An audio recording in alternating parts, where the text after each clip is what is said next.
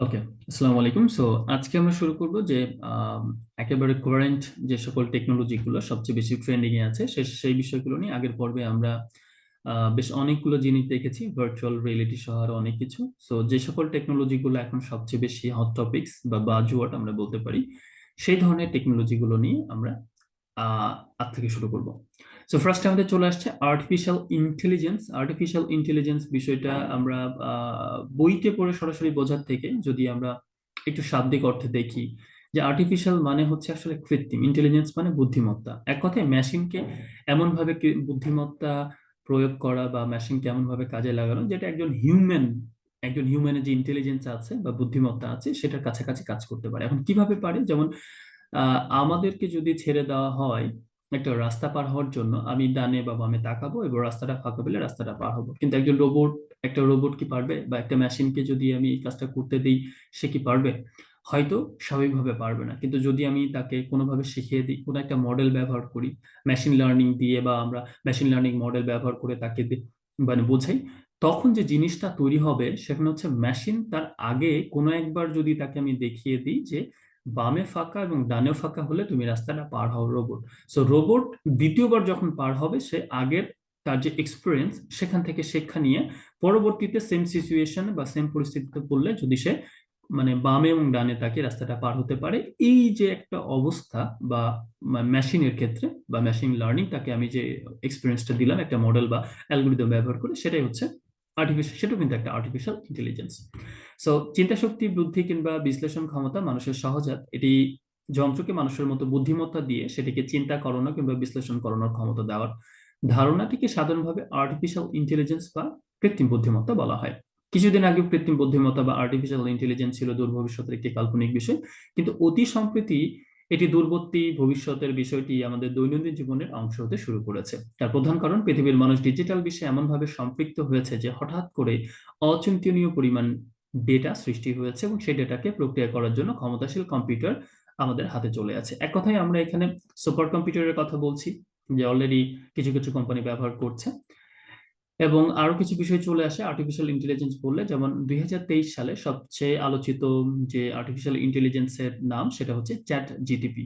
সেখানে কি হচ্ছে, সেখানে যদি আমরা কোনো কিছু সার্চ করি, তাহলে একজন মানুষের কাছে অ্যান্সার দিলে, চাইলে টেক্সট বেস, যদিও এটা জিজ্ঞাসা করলে সে যেভাবে অ্যান্সার দিত ঠিক সে সেভাবে অ্যান্সার দিচ্ছে। আবার 2022 সালে বিভিন্ন ধরনের আর্টিফিশিয়াল ইন্টেলিজেন্স ব্যবহার করে বিভিন্ন ধরনের ভার্চুয়াল রিয়েলিটি বা বিভিন্ন ধরনের ভার্চুয়াল ব্যাকগ্রাউন্ড ব্যবহার করে ইমেজ প্রসেসিং বা ইমেজ তৈরি করা গিয়েছে, যেমন ডালি নামে একটা ওয়েবসাইট আছে। আবার চ্যাট জিপিটির কথা বললাম, ঠিক এইভাবে আরো অসংখ্য ওয়েবসাইট আছে যারা খুব আর্টিফিশিয়াল ইন্টেলিজেন্স ব্যবহার করে আপনার নর্মাল ভয়েসকে টেক্সটে রূপান্তর করবে, বা টেক্সটকে ভিডিও, বা আপনি একটা ভিডিও থেকে টেক্সট এখানে বের করে নিয়ে আসতে পারবেন, বা সাবটাইটেলটা বের করে নিয়ে আসতে পারবেন। সো এই ধরনের বিষয়গুলো কিন্তু অলরেডি কাজ চলছে। ডেটা ডেটা নিয়ে একটা কথা বলা রয়েছে, যেমন আমরা বর্তমানে মানুষ শুধু আইসিটি না, কম্পিউটার সায়েন্স পড়তে চাচ্ছে, এই কারণে আর্টিফিশিয়াল ইন্টেলিজেন্স একটা বাজওয়ার্ড, আবার মেশিন লার্নিং, আবার হচ্ছে ডেটা সায়েন্স। তো ডেটা সায়েন্স পৃথিবীকে যেভাবে চেঞ্জ করেছে বর্তমান সময়ে, যেমন ধারণা করা হয় যে এখন প্রতি 2 মাসে যে পরিমাণ ডেটা উৎপন্ন হয় তা বিগত 100 বছরে হতো না। আবার আরেকটি ধারণা আছে যে গত 2 বছরে যে পরিমাণ ডেটা প্রডিউস করা হয়েছে, তেমন পৃথিবীর শুরু থেকে শেষ পর্যন্ত এই পরিমাণ ডেটা প্রডিউস করা হয়নি বা পৃথিবীতে ছিল না মানুষের কাছে। তো সেখান থেকে একটা বড় বিষয় চলে আসলো যে ডেটা কিন্তু নর্মাল না। আপনি ফিজিক্সে যখন পড়েছেন যে ডেসি সেন্টি মিলি, এটা এই ধরনের একটা ব্যাপার আছে না, যে হেকা ডেটা, তারপরে যেখান থেকে আমাদের জিবি আসছে, বা আমরা কেবি বলি, কিলোবাইট, মেগাবাইট বা gigabyte, and then terabyte, petabyte, hexabyte, petabyte. So এই যে বা জিটাবাইট, জি পর্যন্ত এই যে বাটি রয়েছে, যেমন এখন কিন্তু ডেটার পরিমাণটা জিটাবাইটে চলে গেছে। এবং এই ব্যাপক পরিমাণ ডেটা নিয়ে কাজ করার জন্য ডেটা সায়েন্স বা ডেটা প্রসেসিং বা ডেটা নিয়ে অনেক পরিমাণ কাজ হচ্ছে, বা ডেটা অ্যানালাইসিস করার জন্য ব্যাপকভাবে কাজ হচ্ছে। সো অধিক পরিমাণ ডেটা নিয়ে কাজ করাটা হচ্ছে বিগ ডেটার একটা পার্ট।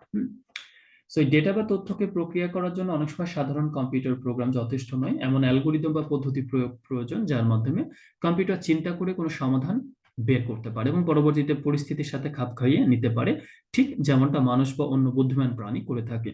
এ ধরনের পদ্ধতি অ্যালগোরিদম নিয়ে আর্টিফিশিয়াল ইন্টেলিজেন্স কাজ করে থাকে। আর্টিফিশিয়াল ইন্টেলিজেন্সের আওতায় বেশ কিছু ক্ষেত্র রয়েছে, যার মধ্যে উল্লেখযোগ্য হলো machine learning, robotics, computer vision, natural language processing, মানে মানুষের ভাষাকে প্রসেসিং করে কম্পিউটার যেন বুঝতে পারে। স্পিচ প্রসেসিং, মেশিন লার্নিং এর কাজ হচ্ছে এমন ভাবে কম্পিউটারকে প্রশিক্ষণ দেওয়া যেন যে কোনো সিস্টেম সম্পর্কে বিভিন্ন নিয়ম নিজেই শিখতে পারে এবং নিজের ভুল থেকে শিক্ষা নিয়ে পরে তা কাজে লাগাতে পারে। এক কথা হচ্ছে মেশিন লার্নিং এর যে বিষয়টা আমি বলে ফেলেছি আগে, মেশিন লার্নিং এ মডেল দিয়ে আপনি শেখাবেন, সে যদি কোনো কাজ ঠিকঠাক করে সে একটা রিওয়ার্ড পাবে, যেটা ওই রিওয়ার্ড সিস্টেমটা মেশিন লার্নিং এ আছে। আবার ভুল করলে সেখান থেকে সে পুনরায় নতুন করে শিক্ষা নিয়ে ওই জিনিসটা যেন রিপিট না হয় সেটা কাজ করতো। এটা কিভাবে কাজ করে? আমরা ডেটা স্ট্রাকচার অ্যালগোরিদম এই শব্দটার সাথে পরিচিত থাকতে পারি বা না থাকলে সমস্যা নেই। যেমন কম্পিউটারের আমরা আমরা যে কোডিং গুলো করি যেমন কোন স্ট্রাকচারে থাকবে সেটা যেমন ডেটা স্ট্রাকচারের উপর ডিপেন্ড করে, তেমনি অ্যালগোরিদম এটা আসলে কিভাবে কাজ করবে, কতটা কম স্পেস নিয়ে কতটা দ্রুত আউটপুট দিবে, অথবা কতটা কম সময়ে সে কি ধরনের কাজ করতে পারবে বা কতটা কম জায়গা সে নিবে, along with behind the scene যে জিনিসগুলো থাকে। যেমন ফেসবুক একভাবে কাজ করে, টুইটার একভাবে কাজ করে, গুগল একভাবে কাজ করে। সো বাইন্ড দ্য সিন এখানে কিছু অ্যালগোরিদম কাজ করে যে কি হলে কিভাবে কাজ করবে। আপনি সার্চ করলে গুগল আপনাকে কিছু টেক্সট দিবে, আপনি ফেসবুকে গেলে কোথাও লাইক দিলে বারবার ওই জিনিসটা আপনার সামনে আসবে, বা কোনো একটা প্রোডাক্টে লাইক দিলে আপনার সামনে অ্যাড হিসেবে ওইটা আসবে।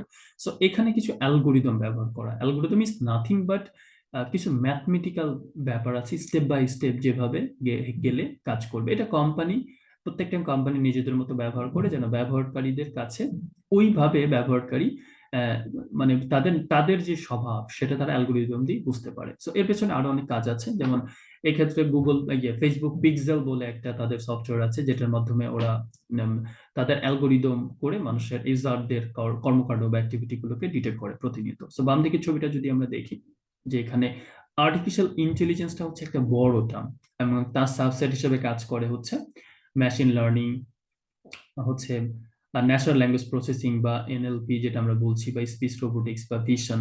ভিশন হচ্ছে ইমেজটাকে প্রসেস করে আপনি সেখান থেকে বুঝতে পারা, হ্যাঁ, যে ইমেজ মানুষের ফেস এটা আপনি কিনা, বা আমরা যে বিভিন্ন জায়গায় যে কর্নিয়া বা ফেস দেখে বিভিন্ন ধরনের পাসওয়ার্ড বা লক খোলার যে ওইগুলো আছে সেটা। রোবোটিক হচ্ছে আর্টিফিশিয়াল ইন্টেলিজেন্স কাজে লাগিয়ে একটি রোবট বা যন্ত্রকে স্বয়ংক্রিয়ভাবে কাজ করানো বিদ্যা। ন্যাচারাল ল্যাঙ্গুয়েজ প্রসেসিং দ্বারা মানুষ সচরাচর যে সকল ভাষা ব্যবহার করে যেমন বাংলা, ইংরেজি, আরবি, সে সকল ভাষায় কম্পিউটারের সাথে তথ্য আদান প্রদান করার ব্যবস্থা করা হয়। কম্পিউটার ভিশন হচ্ছে ক্যামেরা দিয়ে একটি মেশিন যা দেখতে পায় তা থেকে বিভিন্ন তথ্য প্রক্রিয়া বের করার উপায়, ঠিক যেমনটা মানুষ চোখ দিয়ে দেখে থাকে। আর স্পিচ প্রসেসিং হচ্ছে মূলত কম্পিউটারকে দিয়ে কথা বলানো বা শোনানোর কৌশল। সো স্পিচ প্রসেসিং বুঝতেই পাচ্ছি যে কম্পিউটার দিয়ে কথা বলানো, এবং আমরা অন্যান্য টার্ম গুলো বললাম যে কম্পিউটার ভিশন মানুষ যেভাবে দেখতে পায় সেভাবেই কম্পিউটারকে কাজে লাগানো। আর্টিফিশিয়াল ইন্টেলিজেন্স কাজে ব্যবহার করার জন্য বিজ্ঞানী প্রযুক্তিবিদরা নানা ধরনের পদ্ধতি আবিষ্কার করেছেন। তাদের মধ্যে অন্যতম জনপ্রিয় বহুল ব্যবহৃত একটি পদ্ধতি হচ্ছে নিউরাল নেটওয়ার্ক, যা কিছুটা মানুষের মস্তিষ্কের মতো কাজ করে। মেশিন লার্নিং এর যে সকল অ্যালগোরিদম গুলো কাজ করে তার মধ্যে নিউরাল নেটওয়ার্কটা হচ্ছে অন্যতম, কারণ নিউরাল মানে নেটওয়ার্কের মাধ্যমেই একটা মেশিন যেন মানুষের মস্তিষ্কের মতো কাজ করতে পারে সেই ধরনের বিষয়গুলো এখানে কাজ করে। তোমরা নিশ্চয়ই জানো যে মানব মস্তিষ্কে আছে অসংখ্য নিউরন, যারা পরস্পরের সাথে আদান প্রদান করে থাকে বলে মানুষ চিন্তা করতে পারে, বিভিন্ন অনুভূতি বোধ করতে পারে। নিউরন, অ্যাক্সন, টেন্ডন, এই জিনিসগুলো আমরা হচ্ছে কোষ দেহ, হয়তো আপনার বায়োলজিতে 9-10 পড়া হচ্ছে বা ইন্টারেও আছে বইগুলোতে। তো সেখানকার জিনিসগুলো নিউরো সায়েন্টিস্ট যারা আছে তারা কিন্তু মানুষের নিউরন ব্রেন কিভাবে কাজ করে সেগুলো নিয়ে কাজ করে। তো সেটাকে আইসিটির সাথে অ্যাড করা প্রতিনিয়ত হচ্ছে বা গবেষণা করা হচ্ছে, বা সেখান থেকে যে টার্মটা এসছে যে নিউরাল নেটওয়ার্ক, যে আমাদের ব্রেনের মধ্যে তো একটা কানেকশন কাজ করে নিউরন প্রতিনিয়ত সেখানে, এবং সেখানে কিন্তু ইলেকট্রিসিটি উৎপন্ন হয় বা পাওয়ার উৎপন্ন হয়, এবং ব্রেনের মধ্যে আরো অসংখ্য যে ব্যাপারগুলো আছে। তো সেখান থেকে যে সকল বিষয়গুলো নিয়ে আহ মানুষ যেভাবে কাজ করে বা মানে নিউরনটা যেভাবে কাজ করে ব্রেনের মধ্যে, সেই টার্মস গুলো কিভাবে এইখানে মেশিনকে ব্যবহার করা যায় আর্টিফিশিয়াল ইন্টেলিজেন্স ব্যবহার করে, সেটাই এখানে করা হচ্ছে। সো কম্পিউটারের জন্য গাণিতিকভাবে এমন কিছু কৃত্রিম নিউরন তৈরি করা হয় যাকে পারসেপ্টন বলা হয়। সো পারসেপ্টন এই বিষয়টা আমরা হচ্ছে মাথায় রাখবো। পারসেপ্টন, ওকে, পারসেপ্টন বলা হয়।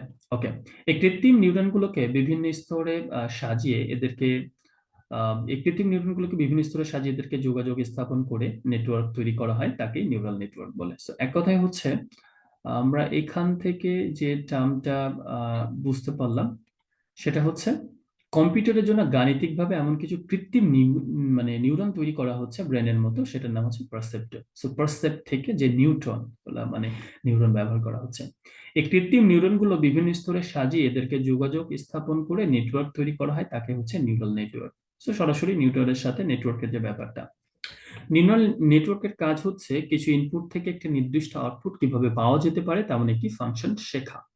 সাধারণত একটি নিউরাল নেটওয়ার্কে তিনটি স্তর থাকে: ইনপুট স্তর বা হিডেন লেয়ার বা লুকায়িত স্তর এবং আউটপুট স্তর। নাম শুনে বোঝা যাচ্ছে যে ইনপুট আর আউটপুট স্তরের কাজ হচ্ছে কম্পিউটারকে যে ফাংশনটা শেখানো হবে তার যথাযথ ইনপুট গ্রহণ করা, আউটপুট প্রদান করা।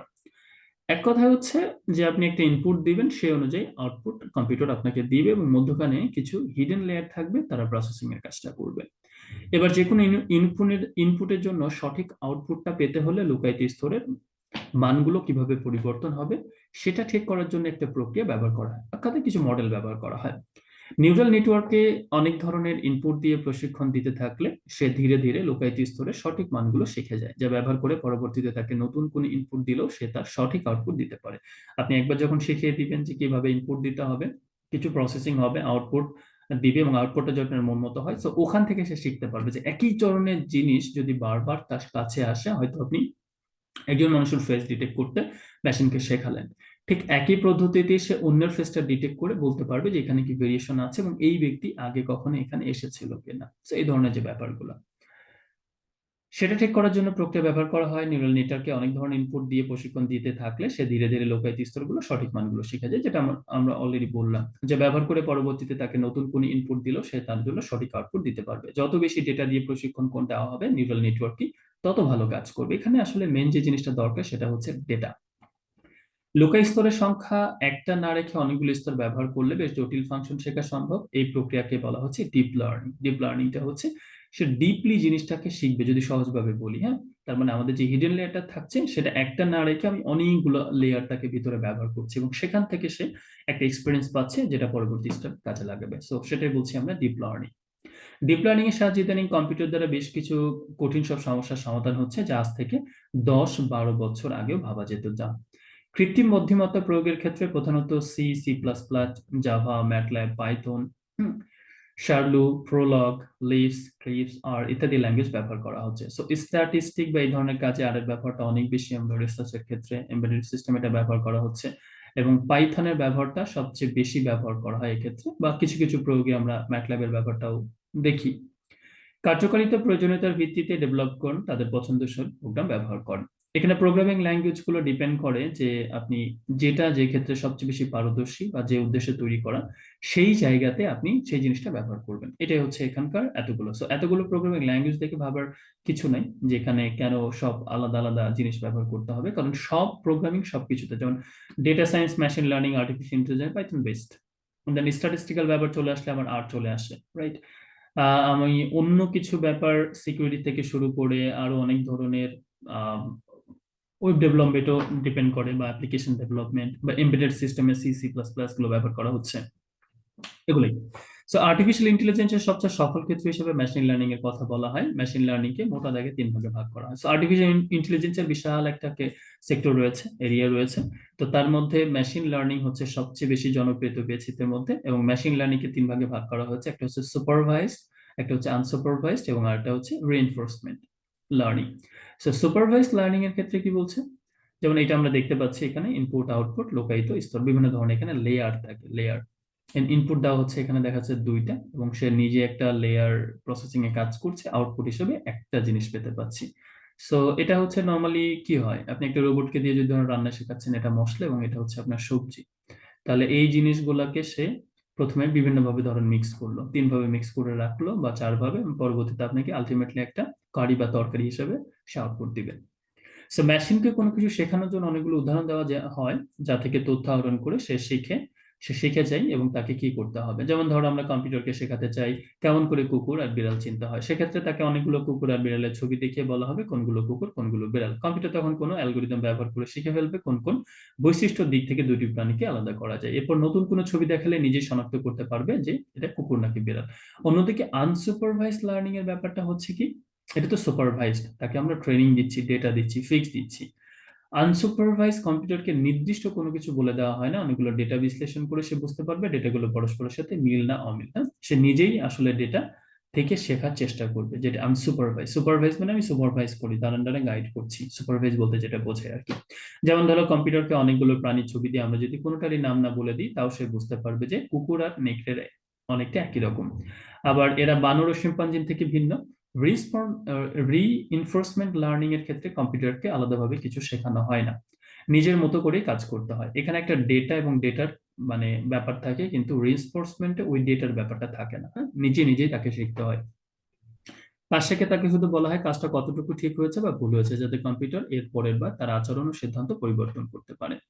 এভাবে প্রথম প্রথম সিদ্ধান্ত নিতে ভুল হবে, কিন্তু অনেকবার কাজটা করতে করতে এসে ঠিকই ভুল থেকে শিক্ষা নিয়ে সঠিক সিদ্ধান্ত নিতে পারবে। তো এখানে রিওয়ার্ডের একটা ব্যাপার আছে, আগেই বলছি, এবং যেটা হচ্ছে সরাসরি মেশিন লার্নিং এর মানে টোটাল মডেলের একটা পার্ট।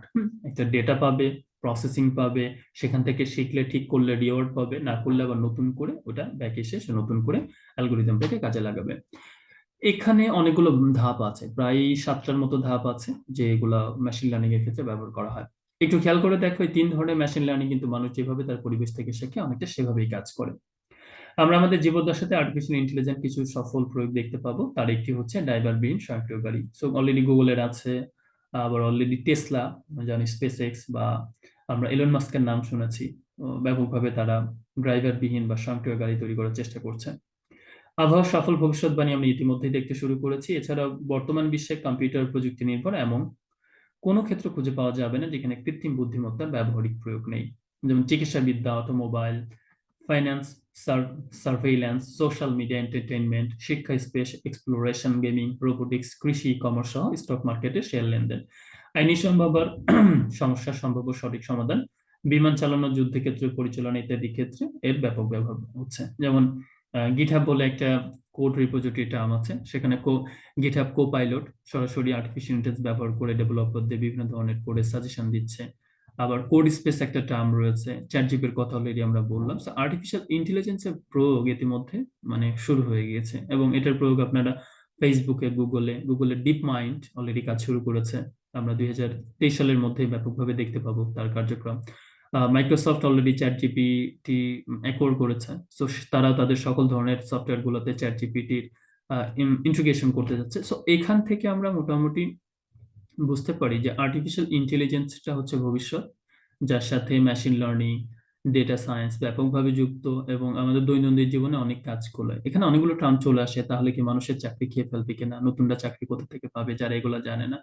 এখন আর্টিফিশিয়াল ইন্টেলিজেন্স আর মেশিনটাকে নিয়ন্ত্রণ করবে কিন্তু মানুষ নয়। কিছু চাকরি আপনার স্কিল নাই, আপনি শুধুমাত্র ওই খাতা কলমে বসে কিছু কাজ করতেন, অথবা আপনার ছোট ছোট কাজ যেগুলো হচ্ছে মেশিন অনায়াসে করে ফেলতে পারবে, এই ধরনের কিছু চাকরি তো অবশ্যই মানে থাকবে না বিশ্বে, পৃথিবীতে কমে যাবে। কিন্তু অপরদিকে আর্টিফিশিয়াল ইন্টেলিজেন্স যেটা করবে, নতুন নতুন কিছু ক্ষেত্র তৈরি করবে, সেগুলোতে মানুষের নতুন নতুন চাকরি তৈরি হবে। কারণ পৃথিবীতে এ যাবৎকালে যতই টেকনোলজি এসছে, তারা যতটা না বেশি চাকরি হারিয়েছে মানুষ এই কারণে, তার থেকে বেশি মানুষ নতুন নতুন ক্ষেত্র তৈরি হয়েছে। সো আর্টিফিশিয়াল ইন্টেলিজেন্সের ব্যাপারটা এখানে। সো নেক্সট পর্বে আমরা রোবোটিক্স দিয়ে আবার শুরু করবো। So for the best, thank you very much.